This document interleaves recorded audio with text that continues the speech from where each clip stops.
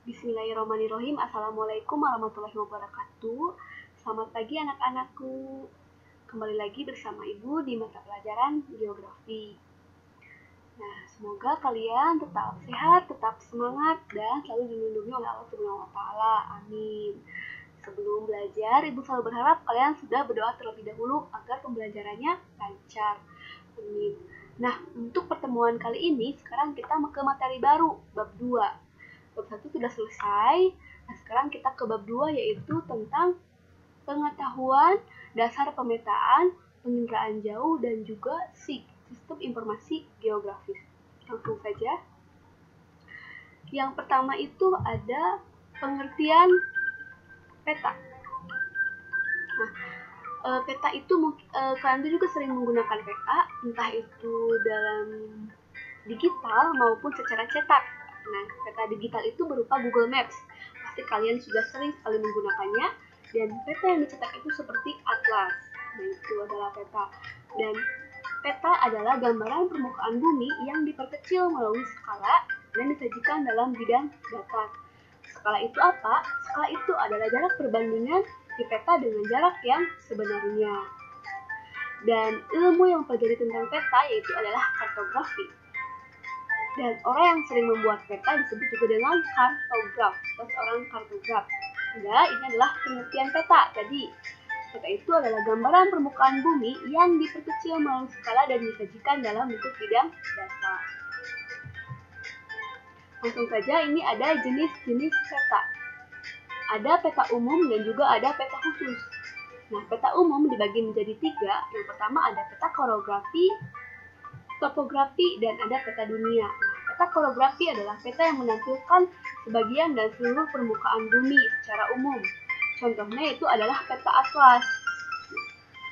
Nah, misalnya skala di sini itu adalah skala yang sedang. Nah, yang kedua ada peta topografi. Peta topografi adalah yang menampilkan relief permukaan bumi. Nah, menampilkan relief permukaan bumi, contohnya yaitu adalah peta kemiringan lereng. Dan yang ketiga yaitu ada peta dunia. Peta dunia adalah peta umum dengan skala yang sangat kecil tapi cakupannya yang sangat luas. Yang kedua ini ada peta tematik. Nah, peta tematik ataupun peta yang khusus berarti adalah peta yang menggambarkan secara khusus. Kayak apa?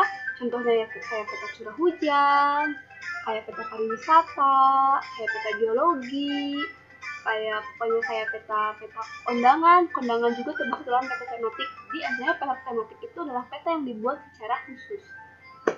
Yaitu ini adalah jenis peta berdasarkan skalanya. Yang pertama ada peta kadaster. Ada peta kadaster, yaitu yang memiliki skala yang sangat besar, yaitu 1:100 sampai 1:5000. Contoh peta kadaster ini yaitu adalah peta tanah atau peta rumah. Yang kedua ada peta skala besar. Peta skala besar itu memiliki antara 1:5000 sampai 1:250.000. Peta skala besar ini contohnya yaitu peta kelurahan ataupun peta kecamatan. Yang ketiga yaitu ada peta skala sedang, yaitu memiliki antara 1:250.000 sampai 1:500.000. Contohnya yaitu adalah peta kabupaten maupun peta provinsi ataupun kota. Dan yang terakhir adalah peta skala kecil, yaitu adalah memiliki antara 1:500.000 sampai 1:1.000.000. Ini contohnya adalah peta negara maupun peta dunia. Yaitu adalah peta berdasarkan skalanya. Ingat, jadi semakin kecil peta, yaitu semakin cakupannya luas ya. Kayak tadi peta kadaster itu contohnya kayak tadi peta tanah. Peta skala besar tadi contohnya kayak kelurahan ataupun peta kecamatan. Peta skala sedang contohnya kayak provinsi maupun kabupaten ataupun kota. Dan peta skala kecil contohnya yaitu adalah peta negara maupun peta dunia. Itu adalah fungsi peta. Fungsi peta menunjukkan posisi ataupun lokasi di wilayah muka bumi, memperlihatkan atau menggambarkan fenomena-fenomena dan bentuk pada permukaan bumi, memperlihatkan ada ukuran, luas, daerah, dan juga jarak di permukaan bumi. Dan yang keempat, menyajikan informasi dalam konteks ruangan adalah fungsi peta. Nah, kalian juga pasti sudah merasakan yaitu peta bagi diri kalian sendiri. Ini ada tujuan peta, yaitu untuk membantu suatu pekerjaan, misalnya untuk navigasi ataupun perencanaan. Yang kedua untuk analisis maupun data spasial. untuk menyimpan informasi, untuk membantu dan pembuatan suatu desain dan juga komunikasi informasi ruang.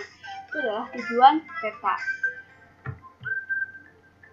Yaitu sekarang keterampilan dasar membaca dan membuat peta, yaitu ada beberapa komponen peta.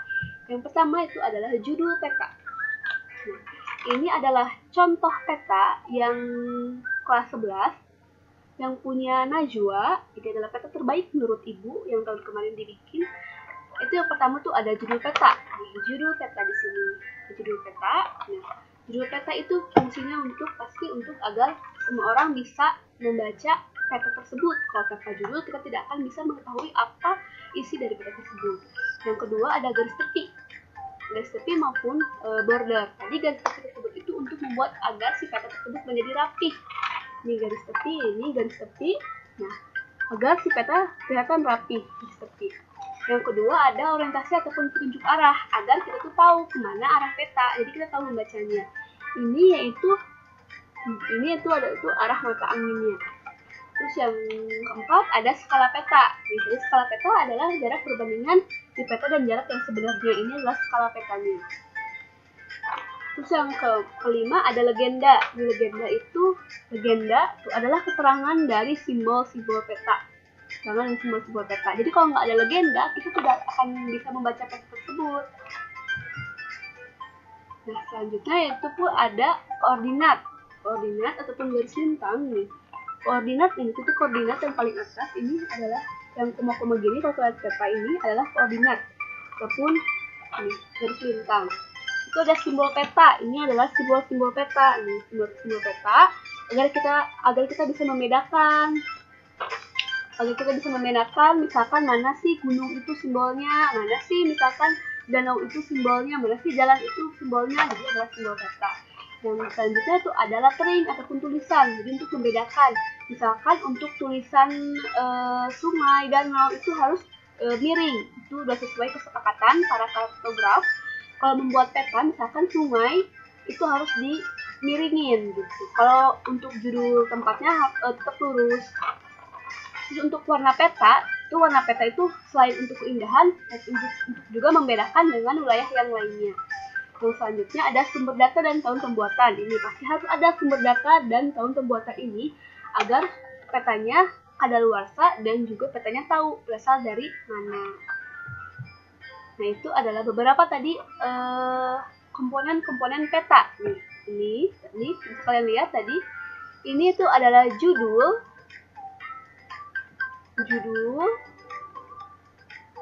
Nah, ini judulnya. Terus ini ada legenda, simbol. Ini ada insert ya. Tadi ketinggalan ya insertnya. Ini ada insert juga. Ini yang punya Najwa juga ada insert.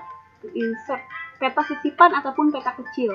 Jika kalian menggambar peta desa, berarti peta sisipannya peta kecamatan. Kalau kalian menggambar peta kecamatan, berarti peta sisipannya itu peta kabupaten. Seperti itu adalah peta kecil sisipan. Di skala peta, ini terus sumber. Itu ada sumber dan tahun pembuatan. Nah, ini ada arah mata angin. Ini tuh warna ya, membedakan. Ini ada lettering, tulisan. Pokoknya ada kelihatan di sini kalau ada semua itu biasanya harus garis miring. Ini ada garis tepi.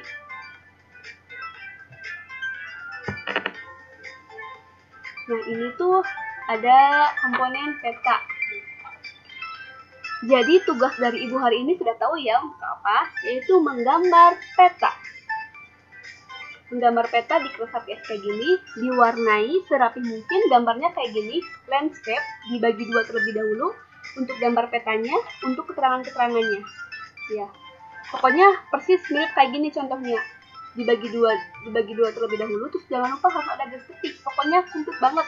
Nanti akan Ibu cek, kalau kalian kurang, tidak memenuhi komponen tersebut, berarti nilainya juga dikurangi. Kalian cari peta tersebut, bebas mau peta mana aja, tapi jangan peta Indonesia, jangan peta yang besar. Peta kecamatan aja ya, kasihan untuk kalian. Peta kecamatan aja kalian. Pokoknya petanya tuh harus komplit, harus ada tadi beberapa komponen peta. Kalau kurang berarti nilainya juga kurang. Ibu kasih waktu 1 minggu harus udah beres. Ini peta punya Teh Najwa yang paling Ibu suka dari kelas yang dunia. Rapi banget ini. Dah.